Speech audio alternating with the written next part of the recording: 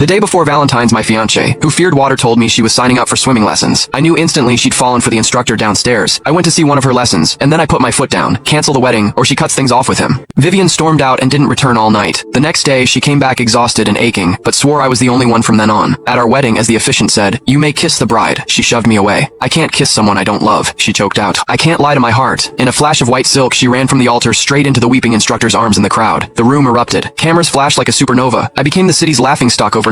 The top trending video was their passionate kiss at my wedding. My heart turned to ash. Since you chose to betray me again, don't blame me for burning your world down. Watching her run, the last ember of hope inside me died. I swept my arm across the champagne tower, sending a cascade of crystal and glass shattering to the floor. My voice was a blade of ice. "If you walk out that door right now, my family, the Blackwoods, and yours, the Crosses, from this day on, it is war." Vivian faltered, her eyes instantly welling with tears. "I'm sorry," she whispered, her voice carrying across the stunned silence. "But I can't betray my heart. I'll make it up to you someday." Within 30 minutes, the headlines were everywhere. Heiress Vivian Cross abandons wedding for true love. The internet comments were brutal. "Lo is this guy for real? Sounds like a villain from a cheap romance novel. Getting dumped is exactly what he deserves. If he's this arrogant in public, imagine what a monster he is in private. Someone should investigate the Blackwood family. Go Vivian. Women shouldn't be sacrificed for family alliances." In a flash, the Blackwood name became a joke, and Vivian, the architect of my humiliation, was hailed by the media as a modern heroine, bravely chasing her heart. I scrolled through the screen, my face a mask of stone. Then I saw her latest post, an apology statement. "While this decision has deeply hurt Donovan, I simply cannot accept a marriage without love to spend the rest of my life in a numb stupor. The fault is all mine. I beg you all not to direct your anger at him." The accompanying photo was of her, eyes swollen from crying. What truly stung was the cheap silver ring on her finger. It wasn't the one I'd given her. Then Dylan, the instructor, poured gasoline on the fire. "Vivian feels terrible. She's lost so much weight over this. You can't force love. I hope we can all still be friends." A laugh, raw and furious, tore from my throat. If she had been honest with me before the wedding, I would have let her go. I would have given her my blessing, but she hadn't. She chose this moment in front of the whole city to grind my family's dignity into the dust, and now she thought she could use public opinion to force my forgiveness. Never. "Get on the phone now," I snapped to my assistant. "Pull all Blackwood investments from Cross Industries. Terminate every single partnership. Then, use every resource we have to fund their direct competitors. If the Cross family isn't bankrupt by the end of the year, I'll change my name." Sweat beaded on my assistant's forehead. "Mr. Blackwood." He ventured cautiously. "The public opinion is catastrophic for us right now. If we make a move like this, it could backfire." "Backfire?" I cut him off, my voice sharp as broken glass. "A backstabbing parasite who repays kindness with betrayal doesn't deserve to be taught a lesson. We'll make an example of the Cross family. Let's see who dares to challenge the Blackwoods after this." I rubbed my throbbing temples as memories assaulted me. Years ago, when Vivian's grandfather died suddenly, his illegitimate son had swooped in, poised to seize the family fortune. Vivian had knelt in a torrential downpour for a day and a night, begging for my help. "Mr. Blackwood, if you save my family, I'll do anything you ask for the rest of my life." In a moment of weakness, I had proposed a marriage alliance. She had agreed without hesitation. After our engagement, I kept my promise. I not only helped her reclaim her company and sent the illegitimate son to prison, but I personally mentored her, transforming Cross Industries from a small local business into a corporate titan. But slowly, things began to change.